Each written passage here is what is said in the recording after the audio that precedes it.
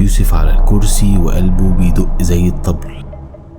فجأة الشاشة نورت، ظهر عليها رمز غريب، وبعدين سمع صوت عميق زي صوت كمبيوتر بيتكلم. يوسف، أهلا بك في البداية الحقيقية. يوسف ساعتها اتنفض. مين بيتكلم؟ ده اختبار ولا لعبة ولا ايه بالظبط؟ أول حاجة لازم تفهمها، أنت هنا عشان تسمع وتنفذ اللي بيتقالك بس. اللي أنت فيه دلوقتي ده اختبار ولاءك للشيء اللي بيمشيك، للطموح اللي بيسهرك سنين. الحياة عبارة عن لعبة، بس مش أي لعبة. لعبة من غير تعليمات، من غير بوز ومن غير ريستارت. تتولد فجأة تلاقي نفسك في المستوى الأول، وتفضل تمشي من غير ما تفهم انت بتكسب ولا بتخسر. والناس حواليك لاعبين زيك، بس كل واحد شايف اللعبة بطريقته. في اللي بيدور على الفوز، وفي اللي نسي هو ليه بدأ أصلا. وكل ما تفتكر انك عرفت القواعد، تكتشف ان اللعبة اتحدثت وانك بقيت النسخة القديمة. وفي الآخر اللي يفهم ان الخسارة جزء من اللعبة هو الوحيد اللي بيعرف يلعب صح. كان مؤمن بمبدأ واحد في الحياة، واللي ما كانش بيقوله لحد غير لنفسه في الضلمة: النجاح مش طريق، النجاح هوية. من وهو صغير بيشوف الدنيا بمنظور مختلف. الناس العادية بتجري عشان تاكل عيش، وهو بيجري عشان ياكل الدنيا كلها. كان شايف ان التنافس في الحياة زي غرفة عمليات جراحية ما فيهاش مكان للعواطف. دلوقتي وهو عنده 38 سنة، حياته كانت عبارة عن أرقام وتقارير مبيعات بتكسر الدنيا. يوسف كان أذكى واحد في إدارة التكنولوجيا، بس عمره ما كان ألطفهم. كان قليل الكلام ودايما باصص لقدام.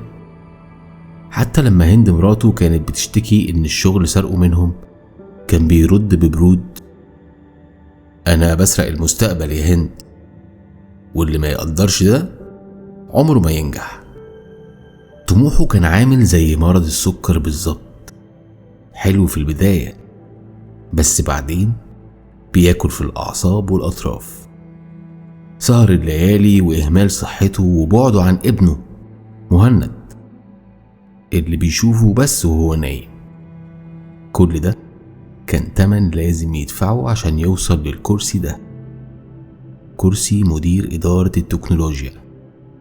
الكرسي اللي من غيره يوسف ما يبقاش يوسف. في يوم ويوسف قاعد في مكتبه والتكييف شغال على آخره لدرجة إنه عامل ضباب خفيف في الجو، بس هو عرقان، العرق البارد بتاع القلق. بص لورقة الترقية اللي المدير حطها على مكتبه الصبح: المرشح الأول عادل محمد. عادل، الابتسامة الصفراء، زميله اللي بقاله معاه أكتر من 15 سنة، اللي بيعرف ياكل بعقل المدير وبيعرف يحضر اجتماعات النميمة كويس قوي، لكنه في الشغل نفسه ما بيفهمش ربع اللي يوسف بيفهمه. يوسف حس ان دي مش منافسة شريفة، لأ، دي مؤامرة على كل سنين تعبه. حس ان الدنيا كلها بتنحاز للناس اللي بتلعب بالوشوش مش بالدماغ. الغل كان بيغلي في قلبه زي حمض مركز. لو الترقية راحت لعادل، يوسف هيفضل محلك سر وهيتنسي. وده كان أسوأ كابوس بالنسبة له، إنه يتنسي ويتركن على الرف. فجأة وهو قاعد جاله إيميل من غير اسم في خانة المرسل ومن غير أي عنوان، كأنه شبح، مجرد سطر واحد في خانة الموضوع: اختبار الولاء الأقصى، ابدأ الآن، الفرصة الأخيرة لتعيد كتابة السيناريو يا يوسف. ساعتها لمح عادل وهو بيضحك ضحكة عالية في الكوريدور، وهو ماسك فنجان قهوة كأنه كسب الدنيا كلها. الغل ده هو اللي خلاه يتحرك. فتح الإيميل، لقى مفهوش غير رابط لموقع غريب. في الأول اتردد إن هو يفتحه. إيه شغل الهبل ده؟ ما تلعبش اللعبة دي. لكن صوت الطموح والطمع كان أقوى بكتير. صوت بيقوله دي مش لعبة هبل، المديرين الكبار عايزين يختبروك بالجنون، لازم تتجن أكتر منهم. وضغط على الرابط. الموقع كان عبارة عن شاشة سوداء عليها جملة واحدة بتنور وتطفي باللون الأحمر. ما كانتش مجرد رسالة، كانت أمر. الموقع فيلا السكون، طريق الفيوم، بعد الكارتة ب15 كيلو. الليلة الساعة 12 بالدقيقة. ما تجيبش موبايلك معاك غير اللي فيه شريحة الشغل بس. لا تخبر أحدا. المرشد ينتظر. يوسف بلع ريقه. فيلا السكون دي اللي بيقولوا عليها ملعونة ومسكونة. ايه شغل العصابات ده؟ بس في نفس الوقت في حاجة جواه، يمكن الطمع. قالت له ده مش شغل عصابات، ده عامل زي الصفاية كده، عايزين يشوفوا مين المجنون بالنجاح لدرجة انه يعمل اي حاجة، حتى لو هيدخل فيلا ملعونة في عز الليل. رجع البيت، كانت مراته هند بتجهز العشاء، وابنه الصغير مهند كان نايم وواخد الدبدوب الازرق في حضنه. على الساعة 11:30 بالظبط لبس هدومه وساب رسالة لهند: مشوار شغل طارئ ومش هعرف ارد على التليفون. سحب مفاتيح العربية وقام نازل. الطريق كان ضلمة ومهجور لدرجة تخليك تشك انك ماشي صح اصلا. وصل عند الفيلا اللي كانت عبارة عن صرح كبير جدا، مبنية من حجارة قديمة وسودة، والدنيا كانت ضلمة. باب الفيلا الحديد الضخم اتفتح لوحده بصوت تزييق مخيف. الفيلا من جوه كانت فاضية وريحتها تراب، كأن مفيش روح سكنتها من سنين. ما كانش فيه غير كرسي واحد في نص الصالة، وقدامه شاشة عرض كبيرة ومراية كبيرة موجودة في الركن. قعد يوسف على الكرسي وقلبه بيدق زي الطبل. فجأة الشاشة نورت، ظهر عليها رمز غريب، وبعدين سمع صوت عميق زي صوت كمبيوتر بيتكلم: يوسف، أهلا بك في البداية الحقيقية. يوسف ساعتها اتنفض. مين بيتكلم؟ ده اختبار ولا اللعبة ولا ايه بالظبط؟ أول حاجة لازم تفهمها، أنت هنا عشان تسمع وتنفذ اللي بيتقالك بس.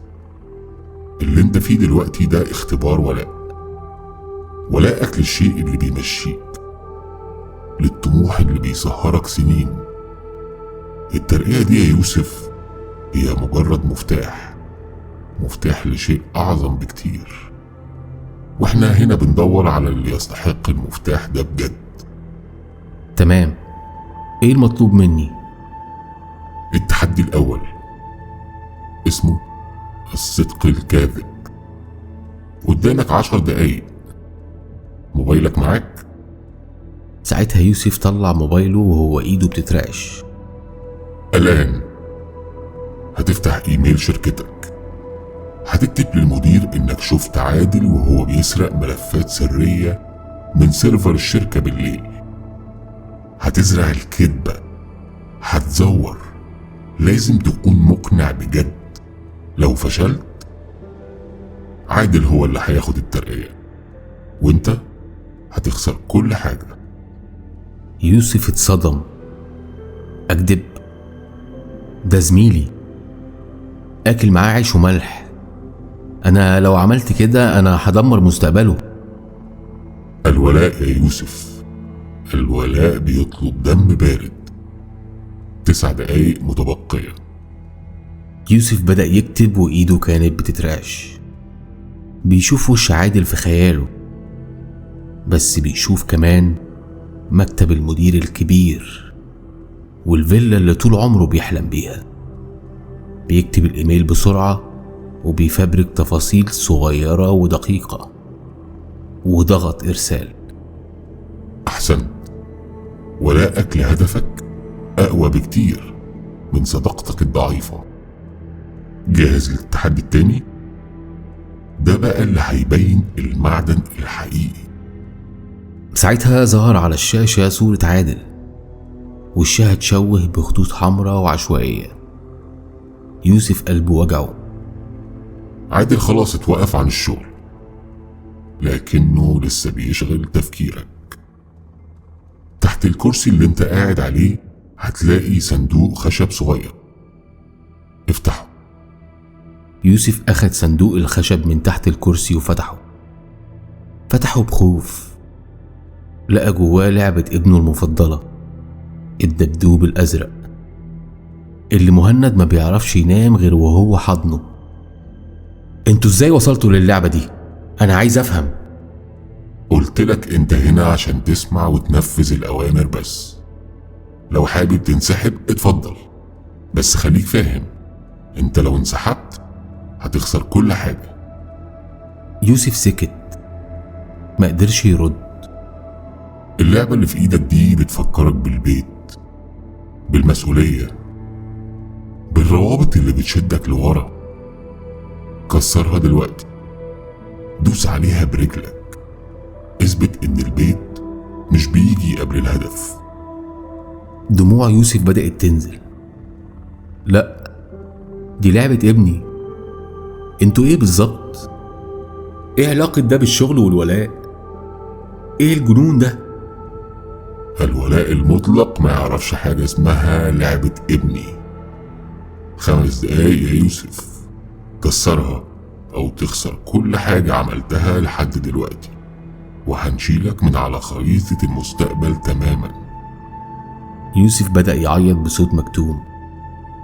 بيمسك الدبدوب، بيحس بنعومة فروه، بيفتكر ضحكة ابنه وهو بيحضنه، وفي نفس الوقت بيبص على الشاشة اللي بتعد تنازلي.